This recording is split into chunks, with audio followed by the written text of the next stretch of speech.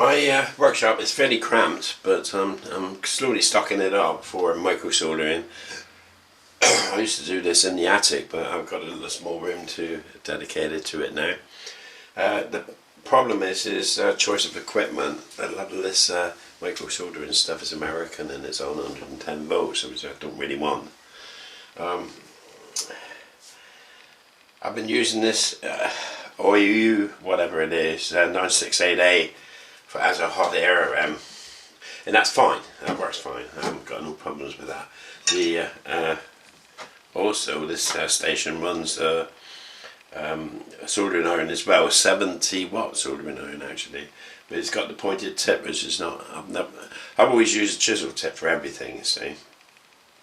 But I realised that this can be quite handy for getting in around tiny ICs in small areas like that. So, but the straight tip on it is totally. It means you've got to use the iron at such a low angle to transfer heat that you're almost burning other components. So what I want to do is curl this tip.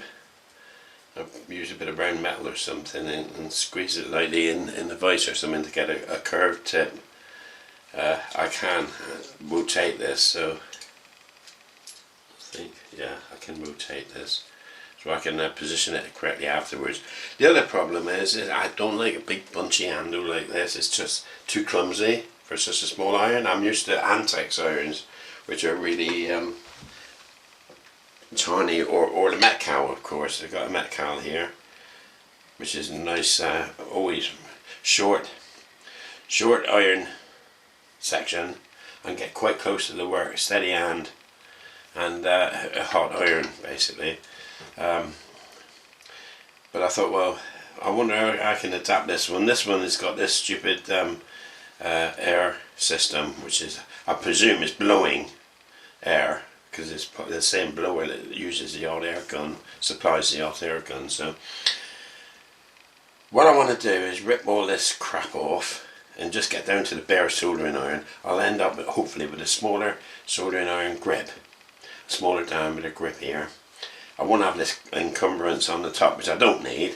I mean, if I want to disperse the fumes from soldering, then I'll use a blower. You know, because that will cover all my tools.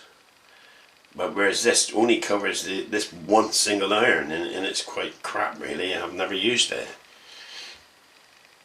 So what the purpose of this is, the purpose of this video is to basically strip this down, remove the air supply and pipe, and to finish off, I might even machine or cut off or grind down anything that's part of this handle moulding, so I can get a sensible grip on the soldering iron. It might save it. That's what I'm trying to say. I don't want to spend out a lot of money on this one. Is temperature controlled. The element is actually in the body here, you see, so it's quite well temperature controlled. So that's the plan. I'm going to strip this apart. So to start the ball rolling, I can undo this, remove it from the station.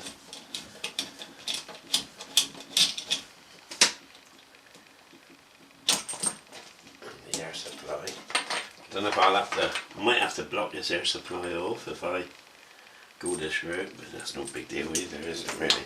Okay, so we've got the iron separated. We'll work on that. This is the piece I want to get shot of, so this has got clips here. Let's remove these to start with.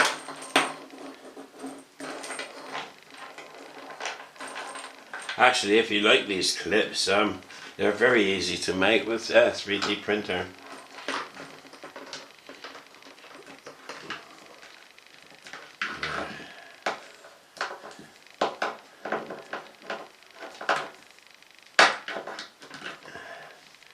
Okay, right.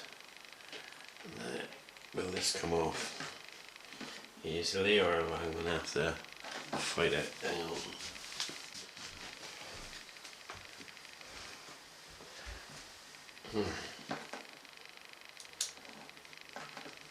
God, shit.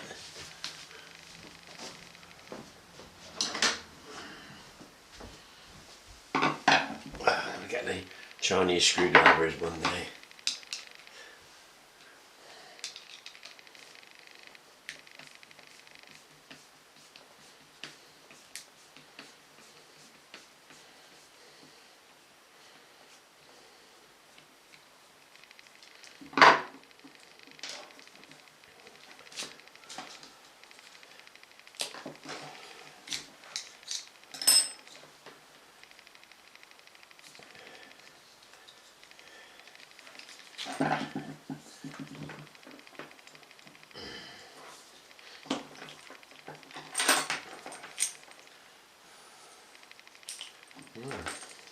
So far so good. We got the bound down to the iron. And what I would like to do, I'd even like to get rid of this down to that diameter. I'm wondering if I could put it in the lathe and do that. Probably could, you know. I'll have to think about that, but in the meantime I think we can just simply cut that off and at least get down to that diameter.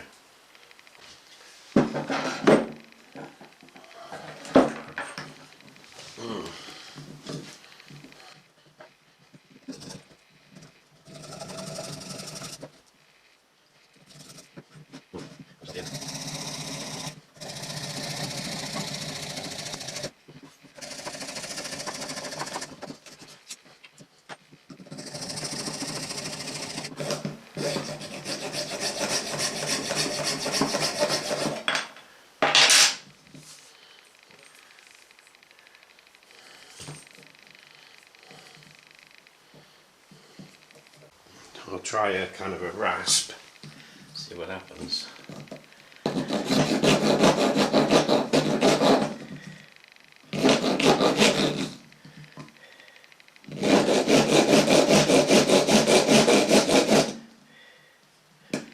It's okay for roughing it down, I think.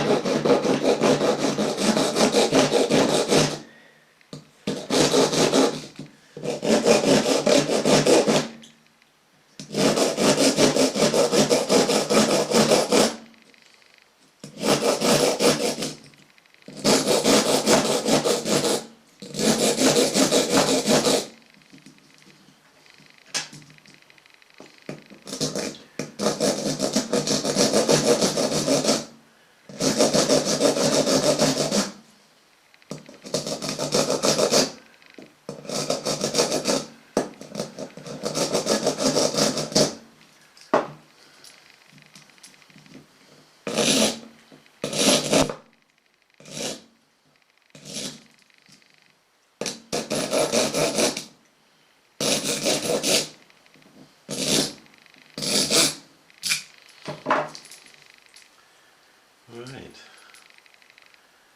looking better already. Feels better as well. I'll take a bit of filing to get it down to the lower level, but that would be nice, and I might have to do that on the lathe. I'm not quite sure how to go about it yet. I could fit it in the lathe actually, but instead of turning it down,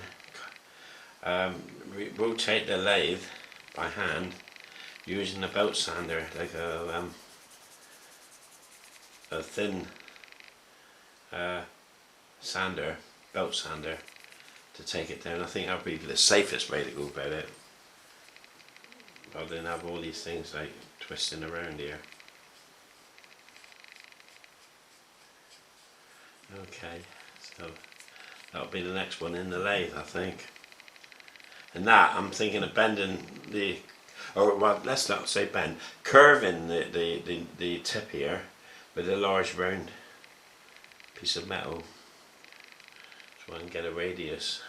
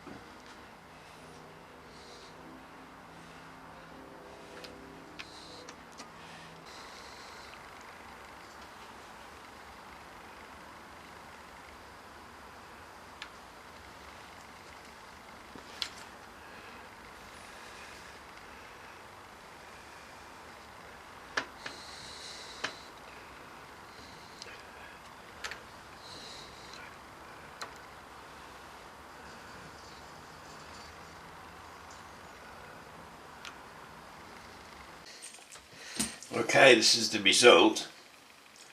Bit of comparison, I suppose. This is a comparison with my Met cow. Not quite as thin, but it's much thinner than it was. In fact, it was enormously thinner than it was. Okay, coming back to, this was the original sleeve. So you can imagine how big that was stretched over. And I had a tube on top. I've gone from that down to this. So the acid test now is to see if it actually functions or not. You know? So I'm gonna pop this one in here. Right, do them up.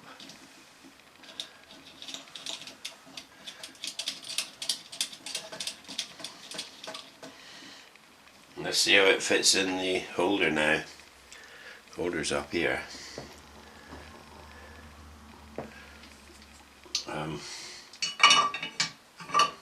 That's fine. That's fine. Okay, does it work? Let's find out.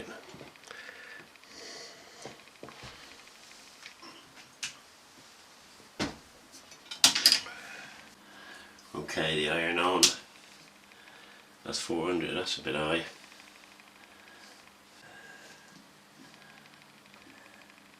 Say 350 it'll do, won't it?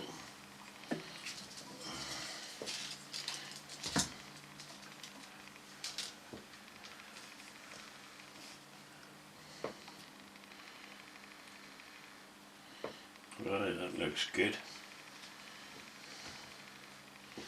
And if I had something to solder, I'm looking for angles, not actually soldering at the moment, but angles. And that's fantastic. I can come along at IC with a sensible angle now to solder that IC. Good.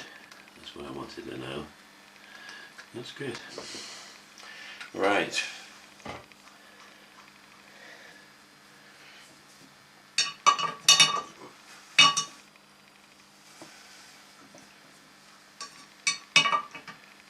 I like that. Under the microscope, this is the final test to see how it works. Well, see for yourself.